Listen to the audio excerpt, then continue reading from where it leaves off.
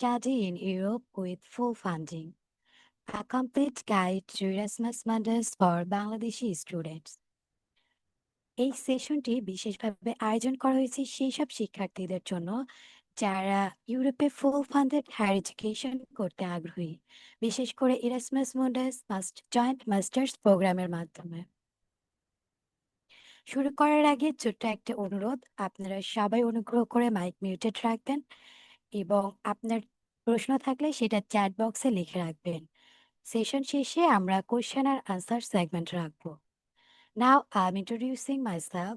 This is Shakila Khatun from the Department of Crop Science and Technology, University of Rajshahi. And I will be your host for today's session. Now it's my great pleasure to introduce today's speaker, Mr. M.D. Shohidul Islam Sir. তিনি recently Erasmus Mundus joint masters in marine environment প্রোগ্রামটি সম্পন্ন করেছেন।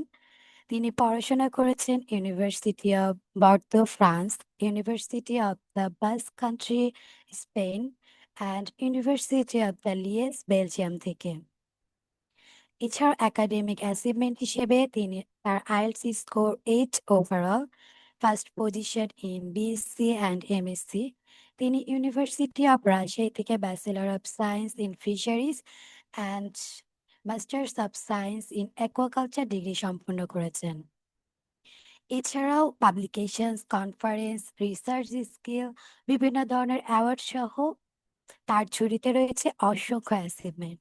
তিনি আজ আমাদের সঙ্গে share করবেন তার পার্সোনাল জার্নি, প্রিপারেশন স্ট্র্যাটেজি এবং বাংলাদেশের স্টুডেন্টসরা কিভাবে ইরাসমাস মান্ডাসের ফুল ফান্ড স্কলারশিপ পেতে পারেন সেই সমস্ত বিষয়ে। So without further delay, I'd like to invite the speaker, Mr. Shohidul Islam Sir, to start today's session. শোনা যাচ্ছে আমার কথা? জি স্যার, শোনা যাচ্ছে। আমার কথা কি শোনা যাচ্ছে? জি স্যার, শোনা যাচ্ছে। ওকে, থ্যাংক ইউ। আসসালামু আলাইকুম। সবাইকে নতুন বছরের শুভেচ্ছা এবং হোস্টকে অনেক অনেক ধন্যবাদ এরকম একটা ইন্ট্রোডাকশন দেওয়ার জন্য। আমি প্রথমে বলে নেই, সবাই আই গেস সবাই আপনারা আমার ছোট ভাই বোন, সো আমাকে স্যার বলার প্রয়োজন নাই, ইটস নট নেসেসারি। তো আচ্ছা, 1 সেকেন্ড।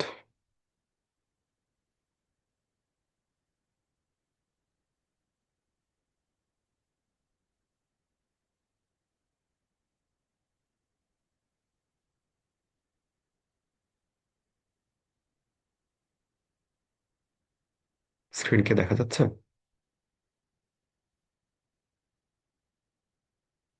কেউ একজন রেসপন্স করেন বা হোস্ট? জি ভাইয়া, দেখা যাচ্ছে। হ্যাঁ, দেখা যাচ্ছে। ওকে, থ্যাংক ইউ। যদিও হোস্ট শাকিলা খাতুন বলছেন, আমি আমার পরিচয়টা আরেকবার দিয়ে দেই। আমি মোহাম্মদ শাহিদুল ইসলাম। আমি রাজশাহী ইউনিভার্সিটির স্টুডেন্ট ছিলাম 2015-16 সেশনের। আমি ব্যাচেলার্স কমপ্লিট করেছি ডিপার্টমেন্ট অফ ফিশারিজ থেকে। তারপর সেখান থেকেই হচ্ছে অ্যাকোয়াকালচারে মাস্টার্স কমপ্লিট করেছি। এরপরে 2023 থেকে 2025 গত বছর পর্যন্ত ছিলাম ইরাসমাস প্রোগ্রামে। দেশে আসছি লাস্ট সেপ্টেম্বরে, তারপর থেকে দেশে আছি। ইনশাল্লাহ আবার মার্চে পিএইচডির জন্য যাওয়ার প্রিপারেশন চলছে আর কি। তো সবাইকে আবারও শুভেচ্ছা নতুন বছরের। আজকে আমি আপনাদের সামনে যেটা তুলে ধরবো সেটা হচ্ছে road map to Erasmus Mundus scholarship as a Bangladeshi student. And যে বিষয়গুলো মূলত টাচ করব সেটা হচ্ছে অ্যাপ্লিকেশন প্রসেস, কিভাবে হচ্ছে ইরাসমাস অ্যাপ্লাই করা যায়, ইরাসমাস অ্যাপ্লাই করার জন্য কি কি ডকুমেন্টস প্রয়োজন, এবং মোস্ট ইম্পর্টেন্ট যে বিষয়গুলো রয়েছে সিভি, মোটিভেশন লেটার এবং রেকমেন্ডেশন লেটার, এই বিষয়গুলো। এবং লাস্টে আমরা আপনাদের কাছ থেকে কোশ্চেন এবং সেগুলোর উত্তর দেওয়ার চেষ্টা করব। এখানে ছোট একটা ডিসক্লেমার রেখে দেই, আমি যে সব কিছু জানি সেটা না। আমি যতটুকু জানি ততটুকু আপনাদের কাছে তুলে ধরার চেষ্টা করব। আর আমি যেটুকু জানি সেটুকুর মধ্যেও ভুল ভ্রান্তি থাকতে পারে। সো দেখা যাক কেমন হয় সেশন। আমি আমার স্ক্রিনের উপরে হচ্ছে লিস্ট দেখতে পাচ্ছি। এটা কি আপনাদের স্ক্রিনেও দেখা যাচ্ছে নাকি পুরো স্লাইডটা আপনারা দেখতে পাচ্ছেন?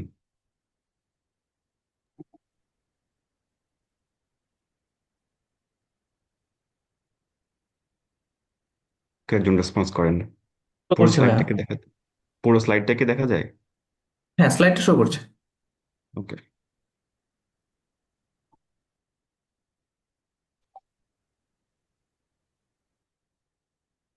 ওকে, সো প্রথমে আসি যে অ্যাকচুয়ালি ইরাসমাস মুন্ডাস মাস্টার্সটা কি।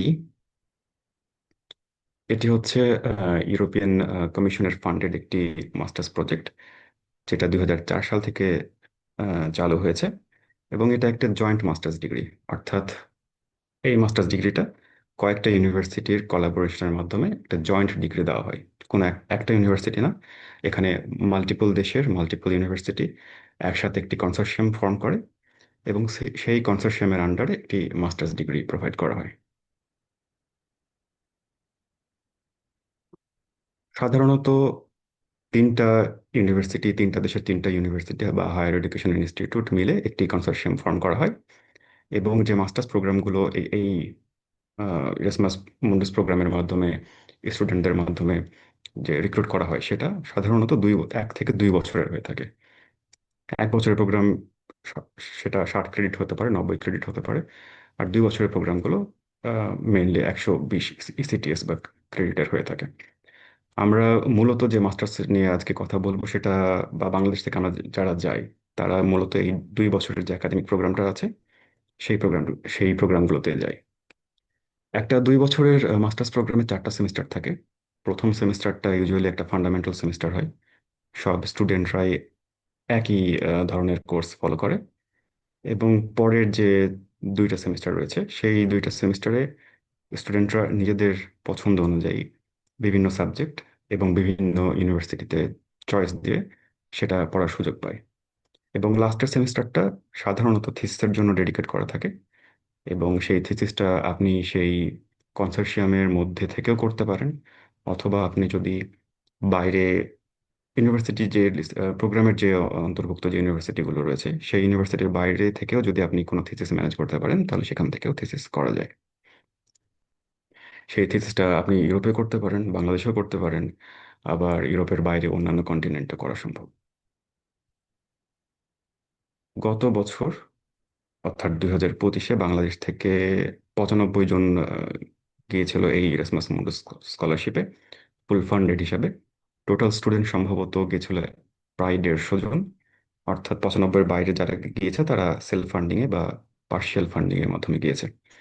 এই নাম্বারটা আম, গত 2 বছরের তুলনায় কিছুটা কম। আমরা যে বছর গেছিলাম 2023 সালে, সেটা সেই বছর প্রায় 140 জন ফুল ফান্ডিং স্কলারশিপ নিয়ে গিয়েছে।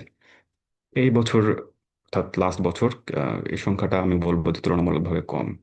এখন হয়তো আহ, ইউরোপিয়ান ইউনিয়ন বাংলাদেশের ততটা প্রায়োরিটি দিচ্ছে না আগের মতো, অথবা আর একটা কারণ যেটা হতে পারে সেটা হচ্ছে গত বছর অনেকগুলো প্রোগ্রামের ফান্ডিং বন্ধ ছিল। সো সেটা একটা কারণ হতে পারে, বাট এই নাম্বারটা গত 2 বছরের তুলনায় বেশ কম। এখন আসি যে ইরাসমাসে আপনি কেন যাবেন, একটা মাস্টার্স ইরাসমাস কেন ফলো করবেন, কেন পারচেস করবেন। প্রথমে হচ্ছে যে ইউরোপের বেস্ট ইউনিভার্সিটিগুলোতে আপনি পড়ার সুযোগ পাচ্ছেন এই ইরাসমাস প্রোগ্রামের মাধ্যমে। এবং কারিকুলামগুলো অনেক বেশি ডাইভার্স। একটা মাস্টার্স প্রোগ্রামে দেখা যাচ্ছে যে প্রায় 3টা 4টা বা তারও বেশি স্পেশালাইজেশন করার তো সুযোগ থাকে। সেকেন্ড সেমিস্টার বা থার্ড সেমিস্টারে স্টুডেন্টরা নিজেদের ইচ্ছে মতো অনেকগুলো সাবজেক্ট চয়েস করে ক্রেডিট সাজিয়ে সেভাবে পড়াশোনা করতে পারে। এবং ইরাসমাসের একটা অবশ্যই অনেক বড় একটা গ্লোবাল রিকগনিশন রয়েছে। এছাড়াও মাল্টিকালচারাল এক্সপিরিয়েন্স অবশ্যই। আমরা ছিলাম, আমাদের কোহর্টে প্রায় 45 জন স্টুডেন্ট ছিল, 23 জন ফান্ডেড, 22 জন হচ্ছে নন ফান্ডেড, সেলফ ফান্ডিং এ ছিল। এবং প্রায় 18টা ন্যাশনালিটির স্টুডেন্ট আমরা একসাথে বসে ক্লাস করেছি। সো ইরাসমাসে প্রতি বছরই পৃথিবীর প্রায় 170+ দেশ থেকে অনেক স্টুডেন্ট, 2000 3000 স্টুডেন্ট হচ্ছে প্রায় যায়। এবং আপনি ক্লাস করবেন বিভিন্ন দেশে গিয়ে, তো ক্লাস করবেন সেই দেশের স্টুডেন্টরা তো থাকবেই, পাশাপাশি ইউরোপের বাইরেও, ইউএস বলি, এশিয়া বলি, ল্যাটিন আমেরিকা বলি, সেই বিভিন্ন দেশ থেকে অনেক অনেক স্টুডেন্ট এরাসমাসে প্রতি বছর জয়েন করে। এবং বিভিন্ন সোশ্যাল কালচারাল এনভায়রনমেন্টের সাথে আপনি ইউজ টু হবেন, প্লাস ট্রাভেলিং এর অপরচুনিটি তো আছে। এবং আপনি একটা গ্লোবাল কমিউনিটির অংশ হবেন। এছাড়া আপনি পার্সোনাল দিক থেকে যদি দেখতে চান, তাহলে অবশ্যই নিজের ক্যাপাসিটি বিল্ডিং এর একটা একটা গ্রেট অপরচুনিটি। এবং আপনি একজন পার্সন হিসেবে, একজন প্রফেশনাল হিসেবে যে গ্রো করার সুযোগটা পাবেন ইরাসমাসের মাধ্যমে, আমার মনে হয় না সেটা অন্য কোনো মাস্টার্স প্রোগ্রাম প্রোভাইড করতে সক্ষম। এবং যারা ফুল ফান্ডেড প্রোগ্রামে যাবেন, ফুল ফান্ডিং স্কলারশিপ নিয়ে, তারা অবশ্যই একটা আম, ভালো অ্যামাউন্টের ফিনান্সিয়াল সাপোর্ট পাবেন। এটা প্রোগ্রাম ভেদে মান্থলি প্রায় 1,000 থেকে 1,400 ইউরো পর্যন্ত প্রোভাইড করা হয়।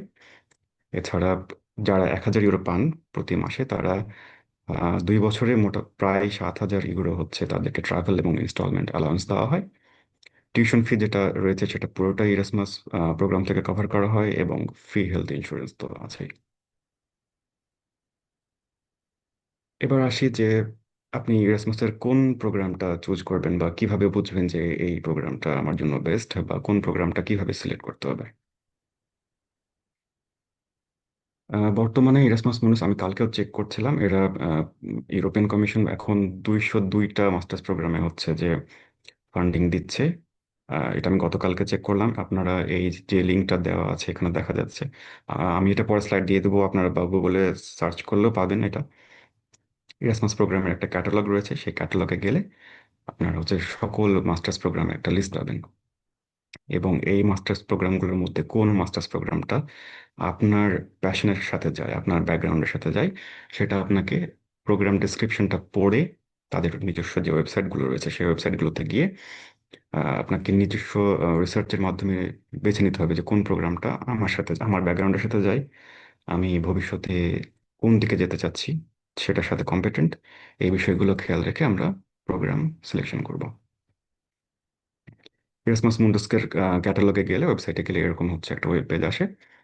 এবং এখানে দেখতে পাচ্ছেন, এটা আমি স্ক্রিনশটটা কিছুক্ষণ আগেই নিয়েছি। প্রায় 202টা প্রোগ্রাম হচ্ছে এখন অ্যাভেলেবল আছে। এই কিওয়ার্ডস এর যে বক্সটা রয়েছে, এখানে গিয়ে হয়তো আপনার পছন্দের কোনো সাবজেক্টের উপর কোনো মাস্টার্স প্রোগ্রাম আছে কিনা সেটা সিলেক্ট করে সার্চ করে দেখতে পারেন। বা আপনার কোনো পছন্দের দেশ থাকলে সেখানে কান্ট্রি সিলেক্ট করা যায়, ডিউরেশন, ক্রেডিট, এগুলো সিলেক্ট করে আপনি হচ্ছে একটা প্রোগ্রাম খুঁজে বের করতে পারেন। এবং অ্যাপ্লাই করার ক্ষেত্রে আগে একটা লিমিটেশন ছিল, সম্ভবত 3টা বা 5টা প্রোগ্রামের বেশি অ্যাপ্লাই করা যাইতো না। বাট এখন সেরকম কোনো লিমিটেশন নাই।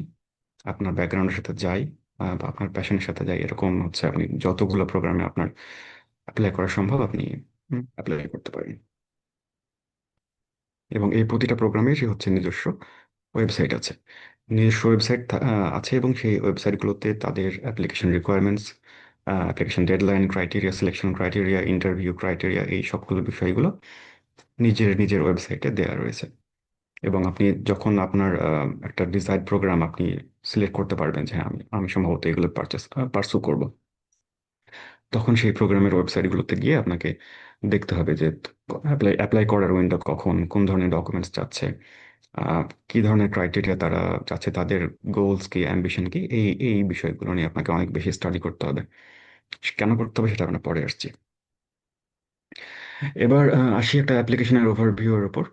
আহ, সাধারণত অক্টোবর থেকে মার্চ মাস পর্যন্ত অ্যাপ্লিকেশন চলে, এবং কোহর্ট শুরু হয় হচ্ছে সেপ্টেম্বরে।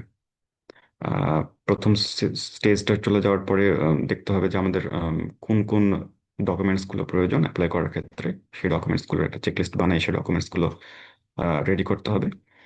এরপরে সাবমিশন করার পরে কোনো কোনো প্রোগ্রামে হচ্ছে ইন্টারভিউর জন্য কল করে, আবার কোনো কোনো প্রোগ্রাম আছে যেগুলো সরাসরি শুধুমাত্র ডকুমেন্টসের উপর সিলেকশন হয়। এবং সেটা সিলেকশন হওয়ার পরে আপনাকে ফাইনাল ইভ্যালুয়েশনের মাধ্যমে আপনাকে রেজাল্ট জানাই দেবে।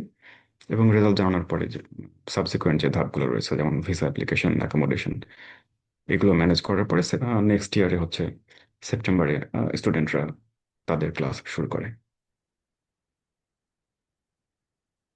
এখন আসি যে আসলে কোন বিষয়গুলোর উপরে জোর দেওয়া হয় সিলেকশন করার ক্ষেত্রে। প্রথমে আছে ওভারঅল মেরিট, আপনার ব্যাচেলার্স এর রেজাল্ট কিরকম ছিল, বা যদি অলরেডি একটা মাস্টার্স করা থাকে তাহলে সেটা হয়তো কোনো কোনো ক্ষেত্রে আপনার এক্সট্রা পয়েন্ট হিসেবে ক্রেডিট রাখে। তারপরে হচ্ছে আপনার কোনো ওভারঅল মেরিটের মধ্যে আপনার পাবলিকেশন যদি কোনো থাকে তাহলে সেটাও এখানে কাউন্ট হবে। আপনার যদি কোনো রিসার্চ এক্সপিরিয়েন্স থাকে তাহলে সেটাও এই ওভারঅল মেরিটের মাধ্যমে কাউন্ট হবে। এরপর হচ্ছে যে সকল প্রোগ্রামগুলোতে ইন্টারভিউ রয়েছে, সেই প্রোগ্রামগুলোতে আপনি ইন্টারভিউয়ের সময় কি রকম পারফরমেন্স করেছেন সেটার উপরও অবশ্যই একটা মার্কিং রয়েছে। তবে সকল প্রোগ্রামের ইন্টারভিউ থাকে না। আমি পার্সোনালি যখন অ্যাপ্লাই করেছিলাম, 3টা প্রোগ্রামে অ্যাপ্লাই করেছিলাম, 3টার কোনোটাতেই ছিল না ইন্টারভিউ। ইন্টারভিউতে সাধারণত দেখা হয় যে আপনার যে ব্যাকগ্রাউন্ডটা ছিল, ব্যাচেলার্সে আপনি যে যে সাবজেক্টের উপর ব্যাচেলার্স করেছেন সেটা কতখানি ফিট, এবং একজন মাস্টার্স ক্যান্ডিডেট হিসেবে আপনি আপনার ম্যাচুরিটি কিরকম, আপনার গোলস কিরকম, আপনি কি যেটা করতে চান সেটা সম্পর্কে আপনার ক্লিয়ার আইডিয়া আছে কিনা, আপনি মোটিভেশন লেটারে যে বিষয়গুলো লিখেছেন সেই বিষয়টা আবার হচ্ছে তারা একটু ভেরিফাই করে দেখে যে আদৌ তার মধ্যে এই বিষয়গুলো আছে কিনা। এরপর হচ্ছে রিজিওনাল কোটা। ইরাসমাস হচ্ছে এই বিষয়টা খুবই স্ট্রিক্টলি ফলো করে। এরা পুরো ওয়ার্ল্ডকেই কয়েকটা রিজনে ভাগ করা আছে। আমাদের সাউথ এশিয়ার মধ্যে ইন্ডিয়া, বাংলাদেশ, পাকিস্তান, শ্রীলঙ্কা এটা একটা রিজন। তো তারা হচ্ছে রিজিওনাল কোটা মেনটেন করে যে আমাদের এই রিজন থেকে এতগুলো স্টুডেন্টকে মাস্ট নেওয়া লাগবে। লাস্ট ইয়ার বা তার আগের বছর এরকমও হয়েছে আমার প্রোগ্রামে বিশেষ করে। সেটা হচ্ছে যে তাদের একটা কোটা ছিল সেন্ট্রাল এশিয়াতে। সেন্ট্রাল এশিয়াতে থেকে তারা চাইছিল যে 2জন স্টুডেন্ট নেবে। তো সেই মানে ওরকম তারা ক্যান্ডিডেট পাচ্ছিল না যে কিভাবে স্কলারশিপ দিয়ে নিয়ে আসবে। কারণ সেন্ট্রাল এশিয়াতে তো তাদের ওরকম সমুদ্র রেখা নাই, সমুদ্র বিজ্ঞান নিয়ে পড়াশোনাও নাই। সো তারা সেরকম স্টুডেন্টও পাচ্ছিল না, মানে ডেকে ডেকে স্কলারশিপ দিচ্ছিল, এরকম এই অবস্থা হয়েছিল। আমাদেরকে ইভেন ইমেলও করেছিল যে আমাদের কি এরকম কোনো পরিচিত আছে কিনা যারা সেন্ট্রাল এশিয়াতে আছে এবং হচ্ছে যে অ্যাপ্লাই করতে করতে চায়, করতে ইচ্ছুক। তো রিজিওনাল কোটা একটা বড় ফ্যাক্টর। আমাদের সাউথ এশিয়ান বেল্ট থেকে যেহেতু অনেক স্টুডেন্ট এরাসমাসে যাওয়ার জন্য ট্রাই করে, এবং কোটাটা যেহেতু খুবই লিমিটেড, সো এখানে খুবই বেশি কম্পিটিশন হয়। এরপর আসছে জেন্ডার এবং মেরিট ইকুয়ালিটি। এরাসমাস ট্রাই করে যে প্রতিটা প্রোগ্রামে মেল এবং ফিমেলদের একটা অ্যাপ্রোপ্রিয়েট অ্যামাউন্ট থাকুক। এমনটা হয় না যে একটা প্রোগ্রামে অনেক বেশি মেল বা অনেক বেশি ফিমেল। এবং মেরিট ইকুয়ালিটির ক্ষেত্রেও তারা ট্রাই করে যে একদম ফ্রেশ গ্রাজুয়েট রিক্রুট করার ট্রাই করে। আবার যারা হয়তো যাদের কোনো ওয়ার্ক এক্সপিরিয়েন্স আছে বা অলরেডি একটা মাস্টার্স রয়েছে, এরকম স্টুডেন্ট নেওয়ার জন্য তারা এমফাসিস দিয়ে থাকে। এবার আসি প্রিপারেশন। অ্যাপ্লিকেশন করার সময় বা তার পূর্বে কি ধরনের প্রিপারেশন নেওয়া উচিত একজন স্টুডেন্টের। প্রথমে আমি যেটা বলবো সেটা হচ্ছে যে যেটা খুবই একটা বেসিক কথা, যে একটা ডিসেন্ট সিজিপিএ মেনটেন করতে হবে, এবং যতটা সম্ভব হাই রাখা যায় ততটাই ভালো। আমি যেহেতু এর আগে বললাম যে আমাদের সাউথ এশিয়ান রিজন থেকে অনেক বেশি কম্পিটিশন হয়। সো এখানে সিজিপিএ যতটা ভালো থাকবে ততটাই আপনি আগে থাকবেন। এমন না যে সিজিপিএ আপনার হচ্ছে যে খুবই হাই থাকা লাগবে, 3.9 না থাকলে স্কলারশিপ আসবে না, বিষয়টা এরকম না। কিন্তু কথা যেটা সমস্যা হয় বা যে রিয়েল লাইফ সিনারিও যেটা, সেটা হচ্ছে যে আমাদের এই এই রিজন থেকে অনেক বেশি কম্পিটিশন, এবং অনেক বেশি স্টুডেন্ট আছে যারা হাই সিজিপিএ নিয়ে অ্যাপ্লাই করে। সো যে সকল স্টুডেন্টরা হয়তো সিজিপিএ তো একটু পিছনে আছে, তারা অলরেডি একটু ব্যাকফুটে চলে আসে, অন্য বিষয়গুলো দিয়ে তখন কভার করার প্রয়োজন পড়ে। আবার এশিয়ার বাইরে অন্যান্য রিজন যেগুলো রয়েছে, সেখানে হয়তো সিজিপিএটা এতটা বেশি ইম্পর্ট্যান্ট না, কারণ এটা পুরোটাই হচ্ছে কম্পিটিশনের উপর ডিপেন্ড করতেছে। আপনি কি ধরনের অ্যাপ্লিক্যান্ট পুলের সাথে কম্পিট করছেন সেটা এখানে হচ্ছে একটা মেইন ডিসাইডিং ফ্যাক্টর হিসেবে দাঁড়িয়ে যায়। এবং আপনি যে ব্যাচেলার সাবজেক্ট যেটা রয়েছে সেটা হচ্ছে আপনার রিলেভেন্ট রিসার্চ এক্সপিরিয়েন্স আছে কিনা। আপনি অলরেডি একটা যদি মাস্টার্স থেকে থাকে, তাহলে সেই মাস্টার্সে আপনি কি ধরনের রিসার্চ করেছেন, রিসার্চটা গুণগত দিক থেকে কতখানি উন্নত, সেটাও একটা বিষয় রয়েছে। তবে এমন না যে আপনি রিসার্চ পাবলিকেশন যদি নাই থাকে তাহলে এরাসমাস পার্সু করা সম্ভব না বা স্কলারশিপ পাওয়া সম্ভব না, বিষয়টি এরকম নয়। তবে রিসার্চ এক্সপিরিয়েন্স থাকলে বা পাবলিকেশন থাকলে আপনি অবশ্যই একটা এক্সট্রা এজ পাবেন। এছাড়া ভলেন্টারি ওয়ার্কের বিষয় ক্ষেত্রেও তারা অনেক সময় গুরুত্ব দিয়ে থাকে। এটা এটা একদম প্রাইমারি বিষয় না, তারপর যতটুক নিজেকে ইনভলভ রাখা যায় বিভিন্ন ভলেন্টারি ওয়ার্কে যতটুকু সম্ভব সেটা করে রাখা উচিত, করে রাখা ভালো। এছাড়াও যদি মনে করেন যে আমি যে ধরনের প্রোগ্রাম পার্সু করতে চাই, আপনি হয়তো থার্ড ইয়ারে আছেন বা ফোর্থ ইয়ারে আছেন, আপনি হয়তো প্ল্যান করছেন আপনি 2 বছর পরে এই ইরাসমাস প্রোগ্রামটাতে অ্যাপ্লাই করবেন। তাহলে আপনি যেটা করতে পারেন যে তারা কি ধরনের কোর্স কারিকুলাম পড়ায় তাদের মাস্টার্স প্রোগ্রামে, বা তারা কি ধরনের স্টুডেন্ট খুঁজছে, সেই বিষয়গুলো তাদের ওয়েবসাইটে দেওয়া থাকে। আপনি সেটা হচ্ছে দেখে নিতে পারেন, এবং দেখে কোর্সেরা হোক বা বিভিন্ন অনলাইন যে কোর্স প্ল্যাটফর্মগুলো রয়েছে সেখান থেকে আপনি একটা কোর্স করতে পারেন, একটা কোর্স করতে পারেন, যেটা আপনাকে একটা ক্যান্ডিডেট ক্যান্ডিডেট হিসেবে আপনার কম্পিটেন্সিটা অনেক বাড়াই তুলবে।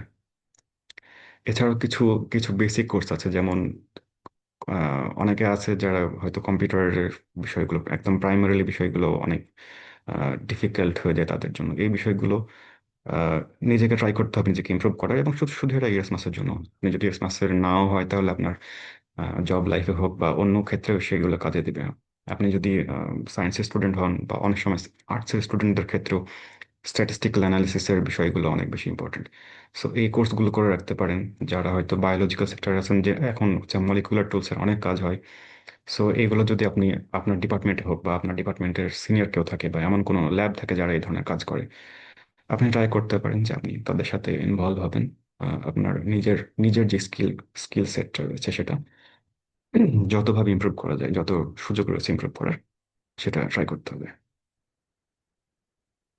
এবার আসে অ্যাপ্লাই করার জন্য কি ধরনের ডকুমেন্টস, কি কি ডকুমেন্টস প্রয়োজন হয়।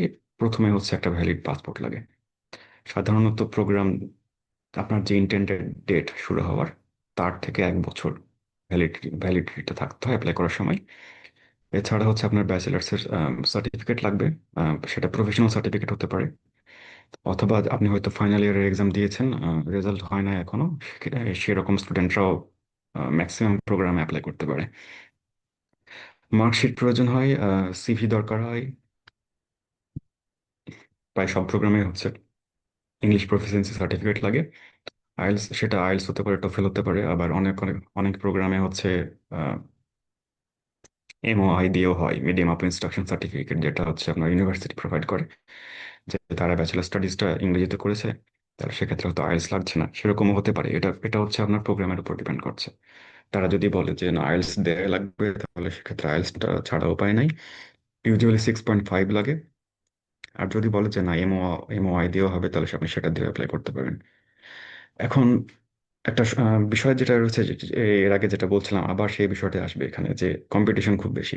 হয়তো আপনি এমওআই তে অ্যাপ্লাই করতে পারছেন, বাট আরো 100 জন অ্যাপ্লাই করেছে আপনার রিজন থেকে, যাদের আইএলটিএস স্কোর আছে 6.5, 7, 8 এরকম স্কোর আছে।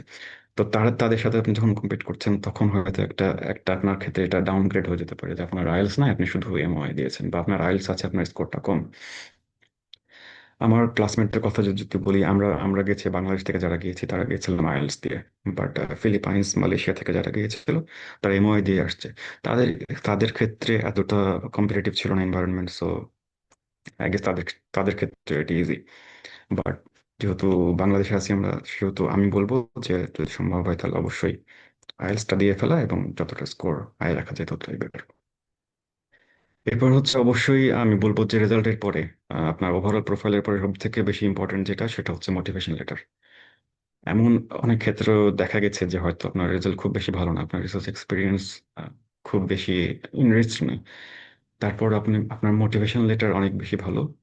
আপনি আহ, একজন স্টুডেন্ট হিসেবে কিরকম, সেটার সেটার থেকে হয়তো বেশি ইম্প্যাক্ট ফেলে একটা ওয়েল রিটেন মোটিভেশন লেটার, যে আপনি এই প্রোগ্রামটা কেন পার্সু করতে চান, এই প্রোগ্রাম আপনার আপনার ক্যারিয়ার গ্রোথের ক্ষেত্রে কি ধরনের ভূমিকা রাখবে, বা আপনি এই প্রোগ্রাম শেষে কি অ্যাচিভ করতে চান। এই বিষয়গুলো যখন মোটিভেশন লেটার খুব বেশি ভালোভাবে ফুটে ওঠে, যখন রিভিউয়াররা বুঝতে পারে যে না স্টুডেন্ট তার একটা ভিশন আছে, সে জানে সে কি করতে চায়, তখন দেখা যায় যে অনেক ক্ষেত্রে মোটিভেশন লেটারটাই অনেক বড় ডিসাইডিং ফ্যাক্টর হয়ে যায়। এরপর আরেকটা লেটার যেটা খুবই বেশি ইম্পর্টেন্ট আমি বলবো, সেটা হচ্ছে রেকমেন্ডেশন লেটার। রেকমেন্ডেশন লেটারটা ইউজুয়ালি আপনার টিচার হতে পারে বা সুপারভাইজার হতে পারে, তারা প্রোভাইড করে। আমি আসছি এটা সম্পর্কে আর ডিটেলস আলোচনা হবে।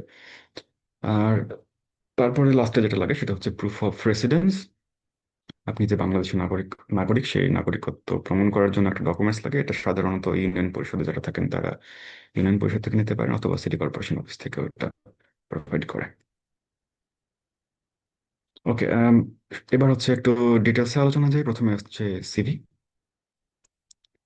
সিভি সাধারণত ইউরোপাস ফরম্যাটে হয়ে থাকে। এটা প্রোগ্রাম থেকে বলে দেয় ইউজুয়ালি তারা ইউরোপাস ফরম্যাটে চায় নাকি ফ্রি হ্যান্ড যে কোনো ফরম্যাটে হলে হয়। যদি ইউরোপাস ফরম্যাটে চাই তাহলে আপনাকে ইউরোপাসের যে একটা ওয়েবসাইট আছে সেই ওয়েবসাইটে গিয়ে আপনার যাবতীয় ডিটেলস দিয়ে তাদের তাদের ফরম্যাটে হচ্ছে আপনাকে একটা সিভি ক্রিয়েট করতে হবে। সিভি ইউজুয়ালি 2 থেকে 3 পেজ লম্বা হতে পারে। এটাও অনেক সময় প্রোগ্রাম থেকে বলে দেয় যে নট মোর দ্যান 2 পেজেস অথবা নট মোর দ্যান 3 পেজেস। সেটা আপনাকে ওয়েবসাইট থেকে, তাদের প্রোগ্রামের ওয়েবসাইট থেকে কনফার্ম হতে হবে যে তারা কয়েক পেজের সিভি চাচ্ছে। এবং সিভি অবশ্যই প্রিসাইজ এন্ড ফোকাসড হতে হবে। আপনার যে সকল ইনফরমেশন রিলেভেন্ট না, সে সকল ইনফরমেশন, অনেক কিছু ইনফরমেশন দিয়ে সিভি বড় করার কোনো প্রয়োজন নাই। জেএসসি জেএসসি তে কি করছেন, এসএসসি তে কি করছেন, এগুলো অনেক সময় এগুলো একদমই ইম্পর্টেন্ট না। অনেকে অনেকে একদম শুরু থেকে শুরু করে, ইটস নট ইম্পর্টেন্ট। সিভিতে ইউজুয়ালি থাকে প্রথমে হেডিংস এর যে সেকশনটা, সেখানে কন্ট্যাক্ট এবং পার্সোনাল ডিটেলস থাকে। আপনার যদি কোনো ওয়ার্ক এক্সপিরিয়েন্স থাকে রিসার্চার হিসেবে, বা আপনি হয়তো কোনো প্রজেক্টে কাজ করেছেন স্টুডেন্ট থাকা অবস্থায়, সেটা প্রথমে দিতে পারেন। তারপরে এডুকেশনাল ব্যাকগ্রাউন্ড, ব্যাচেলারটা সব থেকে বেশি ইম্পর্টেন্ট, মাস্টার্স থাকলে সেটা। এবং সফট স্কিল, হার্ড স্কিল, যত ধরনের স্কিলস রয়েছে সেই স্কিলসগুলো সিভিতে লিস্ট করতে হবে। যদি আপনার কোনো পাবলিকেশন বা রিসার্চ এক্সপিরিয়েন্স থাকে তাহলে অবশ্যই সেটা একটা এক্সট্রা ভ্যালু অ্যাড করবে। যদি কোনো অ্যাওয়ার্ডস থাকে, ভলেন্টিয়ারিং এক্সপিরিয়েন্স, এবং লাস্টলি যেটা হচ্ছে যে আপনার যে যাদের কাছ থেকে আপনি রেকমেন্ডেশন লেটার দিচ্ছেন, প্রেফারেবলি তাদের কন্ট্যাক্ট ডিটেলস তারা সিভিতে অ্যাড করতে হয়। মোটিভেশন লেটার, মোটিভেশন লেটারটা নিয়ে একটু বেশি মনে হয় কথা বলা দরকার।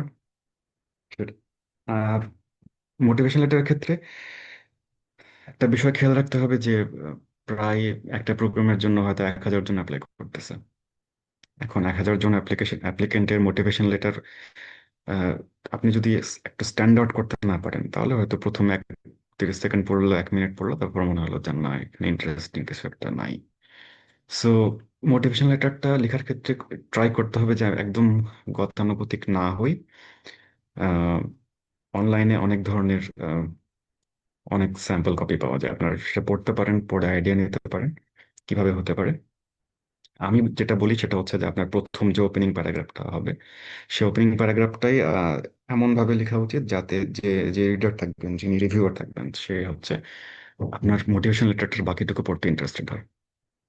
সো প্রথম প্যারাতে কি লিখবেন? প্রথম প্যারাতে যেটা আসবে, আপনি শুরু করতে পারেন একটা স্টোরি দিয়ে।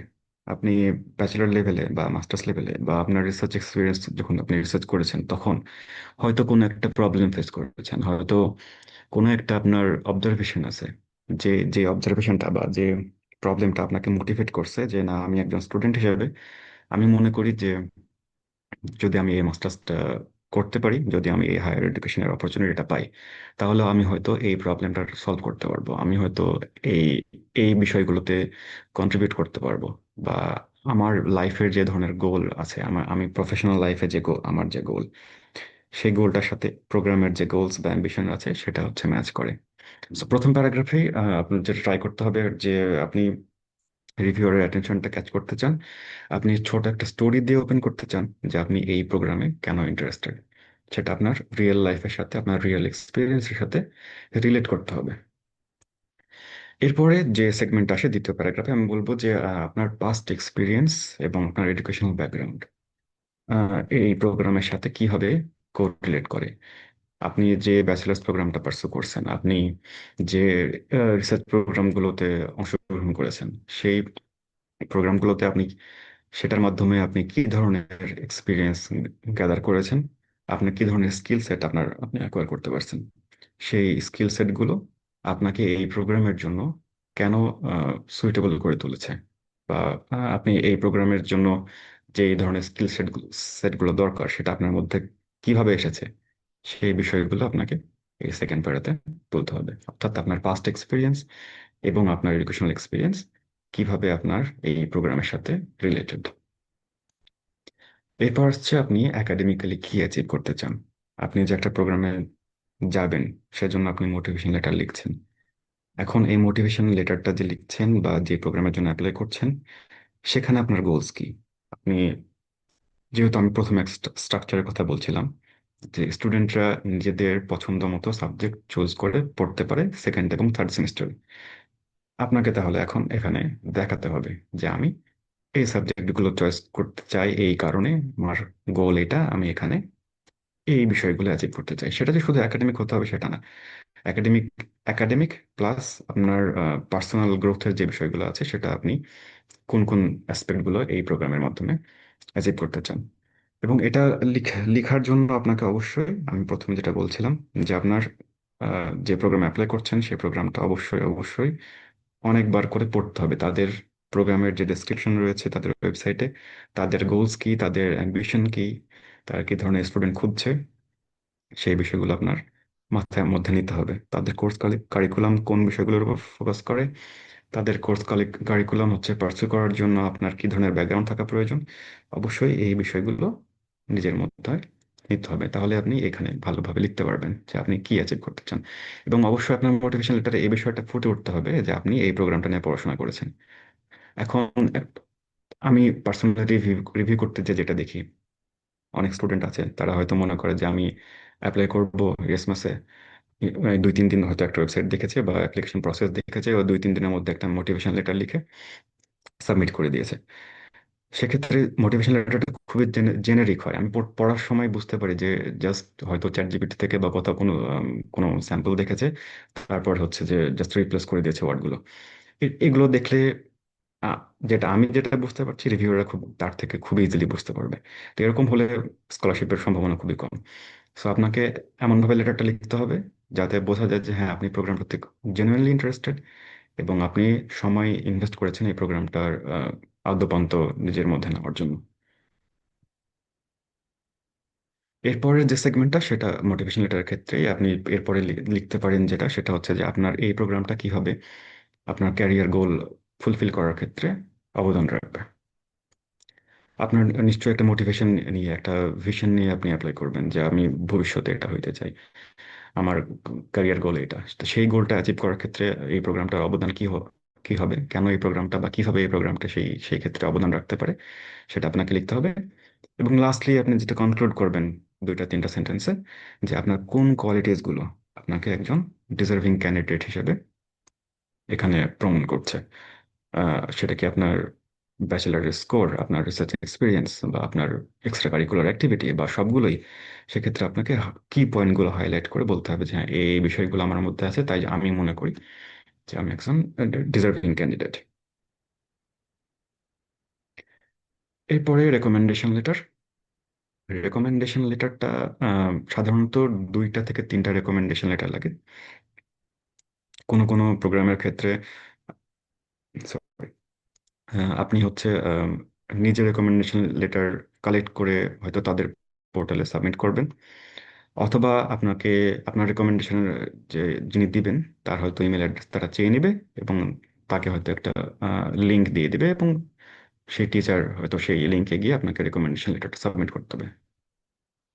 তো রেকমেন্ডেশন লেটারটা আপনি এমন কারোর কাছ থেকে নেবেন যে আপনাকে পার্সোনালি জানে, এবং আপনি আপনি যে একজন অ্যাপ্লিক্যান্ট সেটা সেই বিষয়ে সে প্যাশনেট, যে হ্যাঁ, আমার স্টুডেন্ট একজন সে বাইরে যাওয়ার ট্রাই করতেছে, তাকে আমি হেল্প করি, এমন কারোর কাছে যাওয়া উচিত না। যে হ্যাঁ, সে হয়তো খুব বেশি বিজি তার ডে টু ডে ওয়ার্কের ক্ষেত্রে, বা এমন কোনো পার্সন হয়তো খুব ভালো স্কলার, অনেক বেশি ইম্প্যাক্ট ফ্যাক্টর রয়েছে, কিন্তু আপনি যে একটা অ্যাপ্লিকেশন করছেন সে হয়তো আপনাকে সেভাবে টাইম দিতে পারবে না।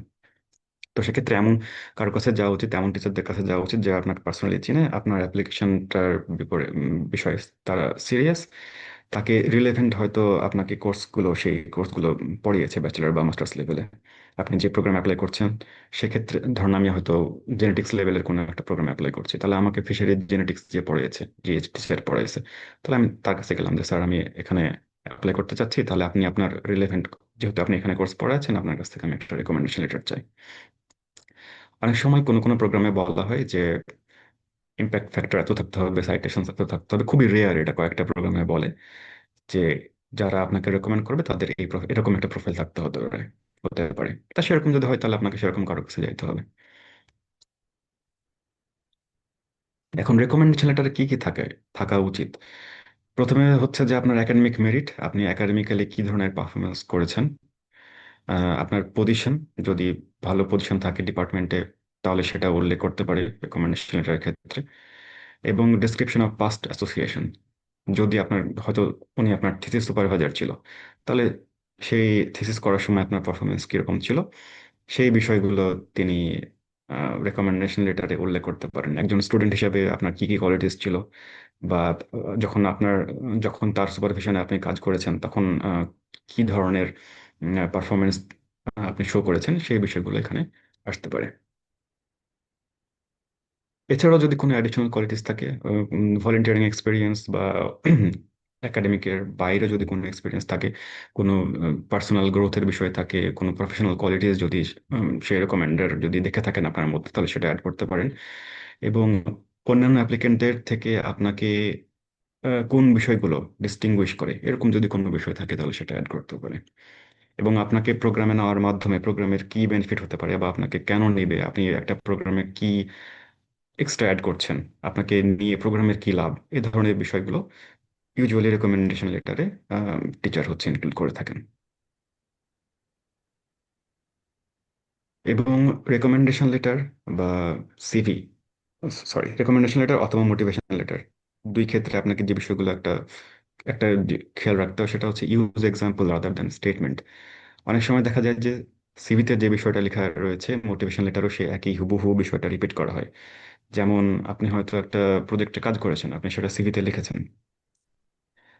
আবার সেটা মোটিভেশন লেটারও হুবহু লিখে দিয়েছেন যে I work in this project from this to this. But আপনাকে খেয়াল রাখতে হবে যে আপনি সিভিতে যে বিষয়টা লিখেছেন সেটাই যাতে আবার মোটিভেশন লেটার হুবহু না আসে। আপনি খেয়াল রাখবেন ডেসক্রিপটিভ হওয়ার ক্ষেত্রে। আপনি যেটা বলতে পারেন যে হ্যাঁ আমি এই প্রজেক্টে কাজ করেছি, সেটা লিখলেন সিভিতে।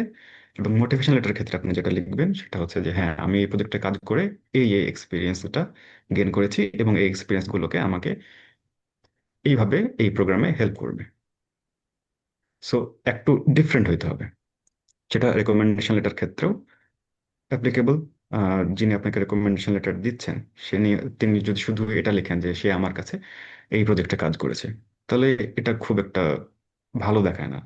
তিনি যেটা বলতে পারেন যে হ্যাঁ এই স্টুডেন্টটা আমার কাছে এই প্রজেক্টে কাজ করেছে এবং তার রেসপন্সিবিলিটি গুলো এই ছিল, আমি দেখেছি যে এই সময় সে টিম ওয়ার্কের মাধ্যমে কাজ করেছে বা একটা ওয়েল কোঅর্ডিনেশন তার মধ্যে রয়েছে, সে সিনসিয়ার, এই বিষয়গুলো আসতে হবে, যে এক্সাম্পল দিতে হবে। এরপর রেকমেন্ডেশন লেটার অনেক সময় হয়তো টিচার আপনাকে বলে দিতে পারে যে ঠিক আছে তুমি একটা লিখে নিয়ে আসো, আমি সাইন করে দেবো। তো সেক্ষেত্রে দেখতে হবে যে আমি কি ধরনের অ্যাডজেক্টিভস ইউজ করছি।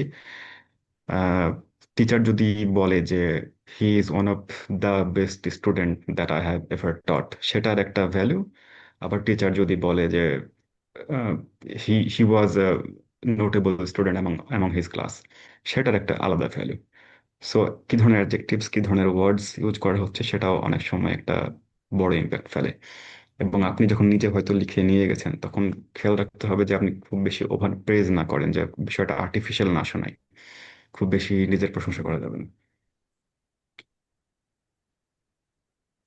ওকে, ফাইনালি যদি বলতে চাই সেটা হচ্ছে যে যে প্রোগ্রামে অ্যাপ্লাই করছেন সেই প্রোগ্রামটা সম্পর্কে অবশ্যই অবশ্যই অনেক বেশি রিসার্চ করতে হবে। প্রোগ্রামটা ভালোভাবে জানতে হবে। মোটিভেশন লেটার ক্ষেত্রে লেখার ক্ষেত্রে অন্যজনেরটা কপি করা যাবে না। নিজের সকল ডকুমেন্টস যাদের এক্সপিরিয়েন্স রয়েছে তাদের কাছ থেকে আপনি চাইলে রিভিউ করে নিতে পারেন। এবং ডেডলাইনের আগে অ্যাপ্লাই করার চেষ্টা করতে হবে। অনেক সময় দেখা যায় যে অ্যাপ্লাই করার ক্ষেত্রে হয়তো দু একটা ডকুমেন্ট মিসিং হয়ে গেছে, বা কোথাও কোনো ভুল আছে, সেক্ষেত্রে হয়তো প্রোগ্রাম থেকে বলতে পারে যে আপনার এই ডকুমেন্টটা মিসিং আছে, আপনি এটা আবার পাঠান। কিন্তু একদম ডেডলাইনে অ্যাপ্লাই করলে সেই সুযোগটা আর থাকে না। তো এই বিষয়গুলো ওভারঅল খেয়াল রাখতে হবে। আর এই ছিল মোটামুটি আমি আমার তরফ থেকে এটুকুই ছিল। এরপর যদি আপনার কোনো কোশ্চেন থাকে তাহলে সেটা আপনারা করতে পারেন, আমি চেষ্টা করবো আনসার করার।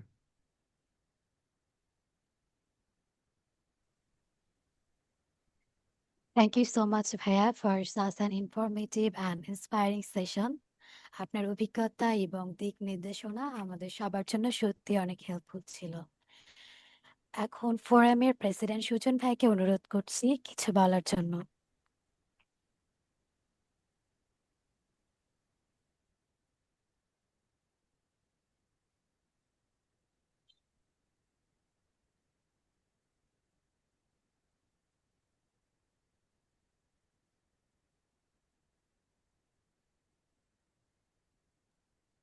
আচ্ছা, দুঃখিত। উনি হচ্ছে এখন মিটিং এ নাই আর কি। তো আপনি হচ্ছে যে কোশ্চেন সেশন শুরু করতে পারেন।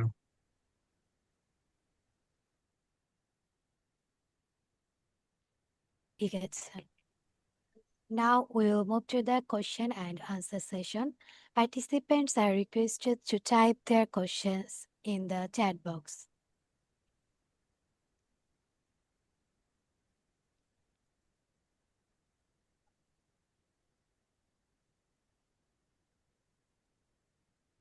আমার একটা কোশ্চেন ছিল রিকমেন্ডেশন লেটারের ক্ষেত্রে, সরি মোটিভেশন লেটারের ক্ষেত্রে।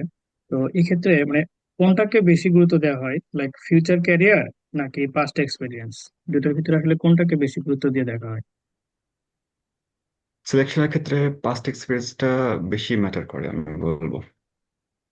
পাস্ট এক্সপিরিয়েন্স এবং আপনার একাডেমিক ব্যাকগ্রাউন্ডটা কতটুকু রিলেভেন্ট সেটা। তবে ফিউচারের কথা যেটা বলতে চাচ্ছেন যে আপনি হয়তো থিসিস কিভাবে করবেন, আপনি ভবিষ্যতে কোন দিকে যেতে চাচ্ছেন, সেটাও ইম্পর্টেন্ট, বাট তারপরও যদি আপনার ব্যাকগ্রাউন্ডেই না থাকে তাহলে একটু অসুবিধা। সো আই উড সে ব্যাকগ্রাউন্ডটা এবং পাস্ট এক্সপিরিয়েন্সটা বেশি বেশি ইম্পর্টেন্ট।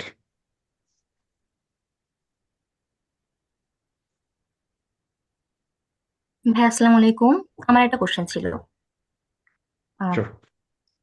রিকমেন্ডেশন লেটারের ক্ষেত্রে হু নোস মি পার্সোনালি এই বিষয়ে অ্যাকচুয়ালি আমি যদি এখানে এমএস না করি তো অন্য জায়গায় করি। এখন আমাদের এগ্রিকালচার ব্যাকগ্রাউন্ডের ম্যাক্সিমামের ক্ষেত্রে দেখা যাচ্ছে আমরা শেরে বাংলা বা গাজীপুরে শিফট করার ট্রাই করতেছি, যারা আমরা রাজশাহী ইউনিভার্সিটিতে এগ্রিকালচার পড়ি আর কি।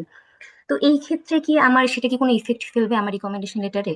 ওই শিফট করাটা ওই হ্যাঁ, শিফট করাটা বা মানে না, আমি অনার্সে যে আমাকে চিনবে সে অবশ্যই মাস্টার্সে আমাকে কতটা পার্সোনালি চিনবে, এটা আসলে কি কোনো ইফেক্ট করবে? না, না, সেটা সমস্যা না। সেটা সমস্যা না। আহ, আপনি যেখানে মাস্টার্স করছেন সেখান থেকে নিলেই হবে। অনেক সময় সেটা সমস্যা কি, যেটা দেখা যায় যে আম, আপনি যদি আপনার সুপারভাইজারের কাছ থেকে না নেন রিকমেন্ডেশন লেটার, তাহলে সেটা অনেক সময় একটা জি। রেড ফ্ল্যাগ, যে আপনি কেন নেন নাই। সে তো আপনাকে অনেক বেশি ভালো হ্যাঁ, চিনে, তাহলে ওটাই কি? আপনি যখন বললেন বুঝতে হ্যাঁ, পারছি এই। তাহলে কি আপনি আপনার সাথে কোনো ইয়া আছে? এটা হয়, কিছু কিছু ক্ষেত্রে হয়, বাট ট্রাই করা ভালো যে আপনি আপনার সুপারভাইজার যিনি ছিলেন তার কাছ থেকে নেয়। যদি উল্লেখ থাকে যে আপনি ব্যাচেলার একটা থিসিস করেছেন, তাহলে ইটস বেটার যে আপনি আপনার সুপারভাইজার থেকে নেন। জি ভাই, বুঝতে পারছি। ভাইয়া একজন ভাই কোশ্চেন আসসালামু করছে। আলাইকুম। ওকে। ভাই আমার একটা কোশ্চেন ছিল হ্যাঁ, যে আম, এখানে বেশ কয়েকটা জায়গায় আমি এর আগে কয়েকটা ঘাটাঘাটি করার বেশ কিছু প্রোগ্রাম সাবজেক্ট লিস্ট যেটা ওখানে দেখলাম তারা হচ্ছে মাল্টি ডিসিপ্লিনারি ক্ষেত্রে ওরা অত বেশি জোর দেয় কিনা এটা আমি বুঝতে পারিনি। তো আমার প্ল্যান আছে হচ্ছে রিসেন্টলি বায়োএথিক্স এর দিকে শিফট হওয়ার কাইন্ড অফ। বর্তমানে আমার ইসলামিক স্টাডিজ, কিন্তু আমার পরবর্তীতে বায়োএথিক্স কিংবা পাবলিক হেলথ নিয়ে কাজ করার ইচ্ছা আছে। তো এক্ষেত্রে দেখা যায় আমার ডিপার্টমেন্টের টিচারের কাছ থেকে রেকমেন্ডেশন লেটার পাওয়া বা তাদের সাথে কাজ করা এটা কাইন্ড অফ টাফ, মানে তাদের সেই রেলেভেন্ট কাজ নাই। এখন এটা পরবর্তীতে যদি অন্য ভার্সিটি বা অন্য কোথাও থেকে নেই তাহলে এটা কতটুকু ইম্প্যাক্ট ফেলতে পারে? সমস্যা না। কিন্তু অন্য ইউনিভার্সিটি থেকে আপনাকে কিভাবে চেনে? সেটা হয়তো আমি তাদের মেল করব বা সামথিং এরকম। কিন্তু আপনাকে পার্সোনালি না চিনলে আপনার রিকমেন্ডেশন লেটার কিভাবে কি লিখবে? হ্যাঁ, তাহলে এই ক্ষেত্রে কিভাবে কি করা যায়? আপনি ট্র্যাক চেঞ্জ করতে চাচ্ছেন, হুম হুম। মানে ইসলামিক স্টাডিজ থেকে হচ্ছে পাবলিক বায়োএথিক্স বা হেলথের পাবলিক দিকে হেলথ। বা বায়োএথিক্স এর দিকে। আমি বলবো যে আপনি হচ্ছে যারা এই সকল বিষয়ে কাজ করে তাদের সাথে কোনো কোলাবোরেশনের যদি সুযোগ থাকে তাহলে সেটা ট্রাই করতে পারেন। তারা তাদের রিসার্চে আপনি যদি কোনোভাবে ইনভলভ হওয়া যায়, বা কোনো অর্গানাইজেশন যদি আপনি ভলেন্টিয়ারিং করতে পারেন, বা কোথাও যদি কোনো ইন্টার্নশিপ করতে পারেন এই রিলেটেড, তাহলে তাদের কাছ থেকে নিলেন, আপনার হচ্ছে একটা রিলেভেন্ট এক্সপিরিয়েন্সও আসলো, এবং তাদের কাছ থেকে আপনি রিকমেন্ডেশন লেটার নিলেন। এখন একদম টোটালি র্যান্ডমলি চেঞ্জ করতে গেলে তো সমস্যা। ধরেন রিভিউয়াররা দেখতে চাইবে যে একটা কোরিলেশন তো কোনোভাবে থাকতে হবে, যে আপনি ইসলামিক স্টাডিজে ছিলেন, এবার এখানে শিফট করতে চাচ্ছেন কেন, সেটা একটা আপনি মোটিভেশন লেটারে তো আপনাকে একটা জাস্টিফিকেশন দেখাতে হবে কেন। হ্যাঁ, এখানে হচ্ছে আমাদের থার্ড ইয়ারে মেডিসিন কোর্স আছে। আমি বলছি না ইসলামিক যে এটা মেডিসিন। সম্ভব না, আমি এটা এটা first let me be clear on this. সম্ভব না সেটা বলছি না, বাট আপনাকে একটা স্ট্রং আর্গুমেন্ট দাঁড় করাতে হবে। বল। আচ্ছা ভাই, মানে এটাই আর কি, যে মানে পার্সোনালি আর কি দেখাইতে গেলে পরে ওদের মাঝখানে যে ইন্টার কানেকশন, ওইটা আর কি আগে কি আমার মোটিভেশন লেটারে অ্যাড করে দেন ওইভাবে রিকমেন্ডেশন লেটার হুম অ্যাপ্লিকেশন হুম করতে হবে, তাই তো? হুম জি। আচ্ছা ভাইয়া, থ্যাংক ইউ, আসসালামু আলাইকুম।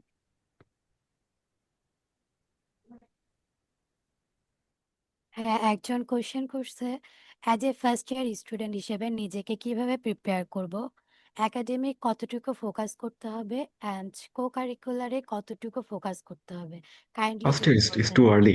ফার্স্ট ইয়ারে এত মানে একদম প্রেশার নেওয়ার কোনো প্রয়োজন নাই। ক্যাম্পাসে আসছো নতুন, এনজয় করো, রেজাল্টটা ভালো করে ট্রাই করো। আর কো কারিকুলার অ্যাক্টিভিটিসে একদম মানে ডিপার্টমেন্টে পড়াশোনা ছেড়ে দিয়ে যোগ দিতে হবে এরকম কিছু না। ভলেন্টিয়ার হিসেবে কয়েকটা অর্গানাইজেশন থাকলেই হয়েছে। আর মাস্টার্স করা থাকলে সেটার কোনো নেগেটিভ ইম্প্যাক্ট পড়বে কিনা? না, এটা কোনো নেগেটিভ ইম্প্যাক্ট নাই। আমার নিজেরও হচ্ছে মাস্টার্স করা ছিল, so it's not a problem. ভাইয়া আরেকজন আমার একটা প্রশ্ন ছিল। আচ্ছা, বাট সরি আমি সরি, একটু আমি জাস্ট আগের আনসারটা কমপ্লিমেন্ট করে দিই। আপনার যদি মাস্টার্স যদি করা থাকে অলরেডি, আপনি সেটা মেনশন করতেছেন সিভিতে বা আপনার অ্যাপ্লিকেশনে, জাস্ট এটা আপনি ট্রাই করবেন মোটিভেশন লেটারে বলার ক্ষেত্রে যে আপনি অলরেডি কেন একটা মাস্টার্স থাকার পর একটা মাস্টার্স করতে চাচ্ছেন, এই বিষয়টা যাতে মোটিভেশন লেটারে আসে। ওকে, নেক্সট কোয়েশ্চেন বলেন। ভাইয়া আমার একটা কোশ্চেন ছিল। আমার ব্যাকগ্রাউন্ড হচ্ছে চারুকলা। এখন এক্ষেত্রে হচ্ছে পোর্টফোলিওর ব্যাপারটা নিয়ে যদি বলতেন যে আমি আসলে কিভাবে নিজের পোর্টফোলিওটা বানাতে পারি বা এটা কতটা হেল্পফুল, এই ব্যাপারটা যদি বলতেন। খুব বেশি আইডিয়া নাই আমার, আমি মনে হয় না এই বিষয়ে হেল্প করতে পারবো। চারকোলার পোর্টফোলিও, সরি, ও আচ্ছা সায়েন্স ভাইয়া, ঠিক ব্যাকগ্রাউন্ডের আছে। বাইরে আসলে আসসালামু আইডিয়া নাই আলাইকুম আমার। ভাইয়া। আমার একটা প্রশ্ন ছিল। হ্যাঁ, ভাইয়া, ব্যাংক স্টেটমেন্টের বিষয়টা একটু যদি বলতেন, কারণ এটা অনেক মানে ইফেক্ট ফেলে আমার মনে হয়। আমি না দেখি ইরাসমাসে অ্যাপ্লাই করার ক্ষেত্রে কোনো ব্যাংক স্টেটমেন্ট লাগে না। যখন অ্যাপ্লিকেশনের সময় বা আপনার না যখন অথরিটি না না না, বিচারের বিষয়টা। ইরাসমাসে অ্যাপ্লিকেশন করার সময় কোনো ব্যাংক স্টেটমেন্ট দেখানো লাগে না। আপনি স্কলারশিপ পাইলে তো লাগবেই না। আর সেলফ ফান্ডিং এ গেলে তখন সেটা পরের বিষয়। অ্যাপ্লিকেশন করার সময় কোনো ব্যাংক স্টেটমেন্ট লাগে না, দেখেন। এর বাইরে ইরাসমাসের বাইরে যেমন ইতালিতে দেখলাম 1 বছরের ব্যাংক স্টেটমেন্ট ওরা চেয়েছে। তো এই বিষয়টা আমার এই বিষয়ে খুব বেশি আইডিয়া নাই। ইউজুয়ালি প্রতিটা দেশের হচ্ছে নিজস্ব অ্যামাউন্ট থাকে, যে প্রতি মাসে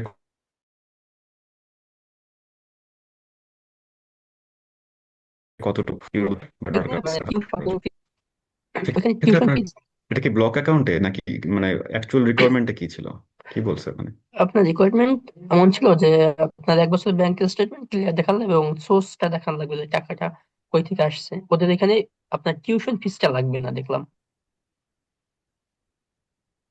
বুঝছি, কিন্তু খুব বেশি আমার এটা নিয়ে আইডিয়া নাই। বাট নর্মালি যেটা হয় যে এক এক বছরের ভিসা অ্যাপ্লাই করার জন্য 1 বছরের জন্য যতটুকু হচ্ছে যে আম, টাকা দরকার, সেটা ব্যাংকের দেখাতে হয় যে এই টাকাটা তার ব্যাংকে অলরেডি আছে। সোর্স নিয়ে আইডিয়া নাই কিভাবে দেখানো যায়। আচ্ছা, আমার আরেকটা ছিল। কোশ্চেন ছিল হ্যাঁ,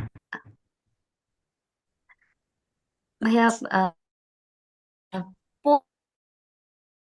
পোস্ট ইরাসমাস